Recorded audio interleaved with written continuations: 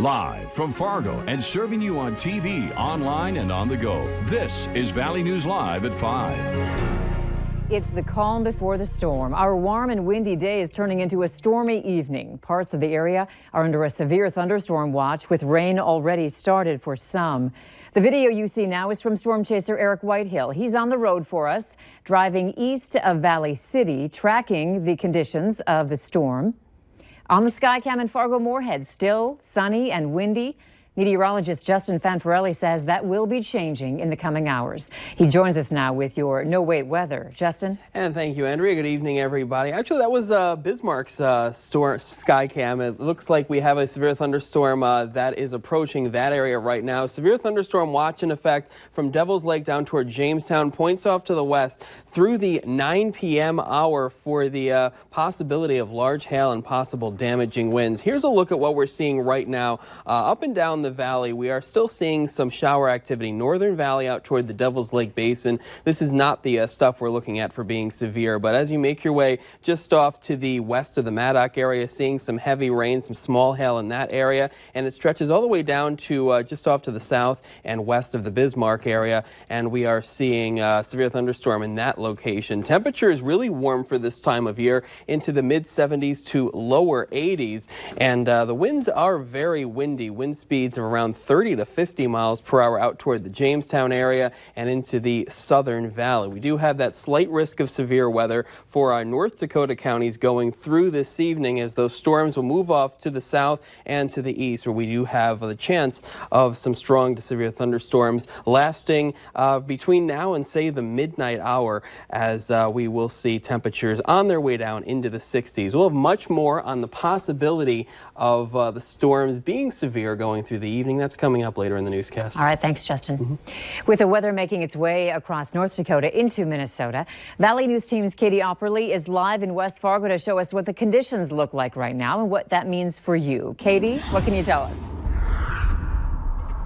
Andrea, I'm in West Fargo right now, where the strong winds that Justin was referring to are definitely picking up in this area. You can see from my hair blowing around, as well as the flag behind me, that these winds are really picking up. But we are remaining dry for now in West Fargo. But that dryness we've been seeing with these strong winds presents a risk in itself. Officials say there is a fire risk in many regions across North Dakota and Minnesota.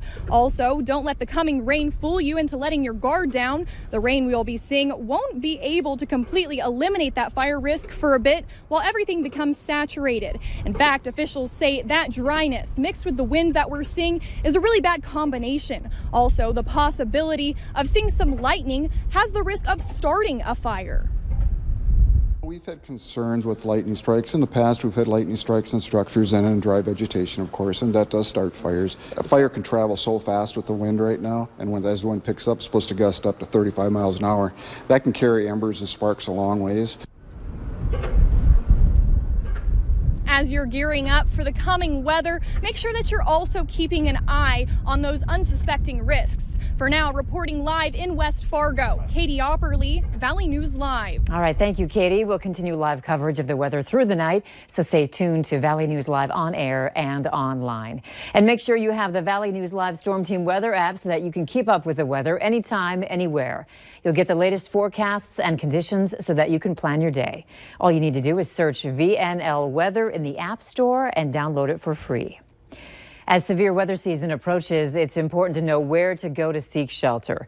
Grand Forks Emergency Management has changed the location for its storm shelter. Officials say the new shelter is the Sharon Lutheran Church. The shelter will be open when sirens are sounded. Fargo police want your help identifying the two people on your screen right now. The person on the right is wanted in connection with a stolen vehicle and a credit card case. The person on the left is wanted in connection with a garage burglary case. If you know who they are or where they could be, you're urged to call police. A Moorhead man is now facing a charge of gross sexual imposition, a felony, after his alleged involvement in a sexual assault case in July of 2018.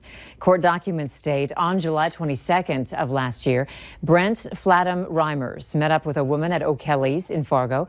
The victim says she remembered drinking wine and shots at the bar and then waking up to find Flatham Reimers on top of her. Witnesses say the woman was so intoxicated she also allegedly had to be carried to the room by Flatham Reimers and a bartender. Flatham Reimers' DNA matched DNA that was found on the victim after a rape kit was completed. Flatham Reimers is set to make his first court appearance on May 31st. There's another SWAT training session in Fargo today that police want you to know about. Officers will be conducting routine tactical training in the area of South University Drive and El Cano Drive, which is to the east of Rose Creek Golf Course. You can expect to see SWAT vehicles and officers present, but you won't hear much. No explosives or live ammunition will be used in this training. Today has been a day to honor the service and sacrifice of fallen officers.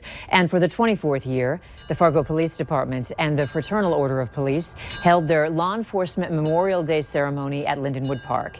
They gathered at the American Legion Memorial Fountain there, remembering and honoring the families who are still grieving the loss of a loved one. In 2018, 163 law enforcement officers died in the line of duty. So in their memory, 163 U.S. flags will stand in a field of flags to honor the brave men and women who gave their life while on the job.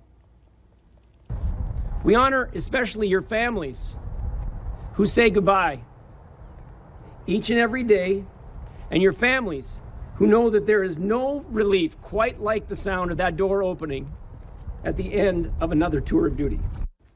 Memorial services were held nationwide today. There's no shortage of construction complaints as we switch gears to warmer weather, but there is a shortage of good routes into town, according to neighbors in nearby Horace. Valley News Team's Rose Itzkevitz drove to Horace to check it out, and she found lawns that had been driven over and other disruptions thanks to numerous construction projects between Horace and West Fargo. This road isn't an actual detour road, but people are using it as such. Carrie Bindi lives off County Highway 17 in Horace.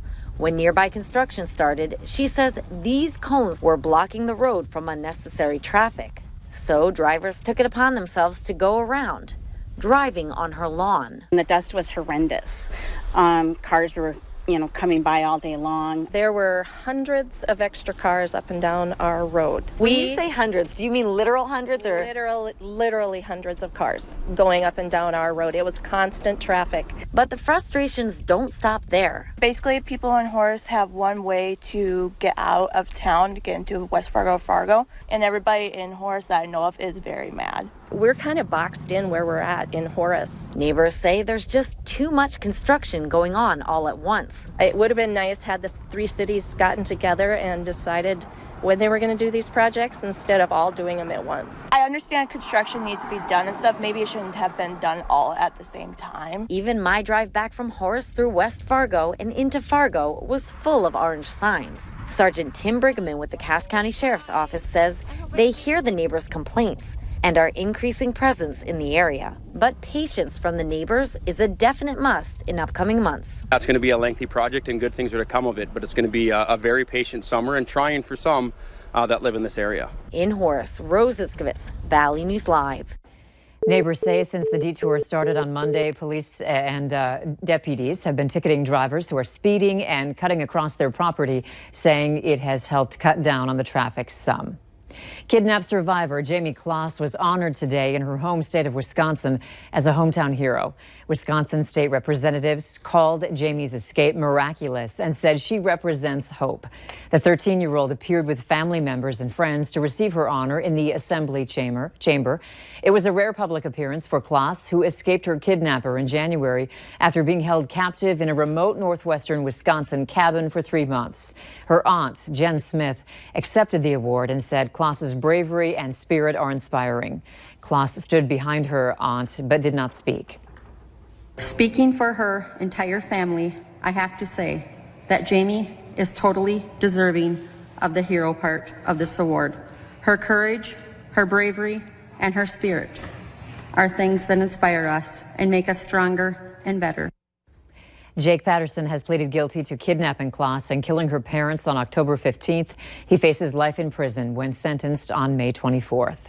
Suspected Colorado school shooter Devin Erickson was in court today as charges were filed. The 18-year-old faces dozens of charges, including first-degree murder. He was arrested in connection with last week's shooting at a STEM school in Highlands Ranch, Colorado, that killed one student and injured 8 others. Erickson and a juvenile suspect are both being held in jail without bond. The district attorney did announce today that the 16-year-old suspect will be charged as an adult. Erickson's next court date is set for June 7th. Now you can shop for all your local favorites in one store. Mindak Market is open at West Acres Mall with regional products from North Dakota, Minnesota, and South Dakota. Some of the items on the shelves include pretzels, popcorn, Wild Moon salsa, and Maple River Winery slushy mix. We're told products don't last long, but new items are always coming into the market. We want to stress that to keep coming back because what you see today may not be here tomorrow and something else may take its place. Mindak Market will be having an open house tonight from 4 to 8. There will be taste testing, and you can also sample local wines and beers. For students at Bennett Elementary, today was a special occasion that called for sunglasses, flip-flops, and swimsuits. The entire school got out to enjoy the weather. As part of their studies, the students are required to read at home, with the minutes being collected by staff. The goal this time around was 1,500,000 minutes, and staff say students far surpassed that goal. This year's theme was All Aboard the Bennett Express.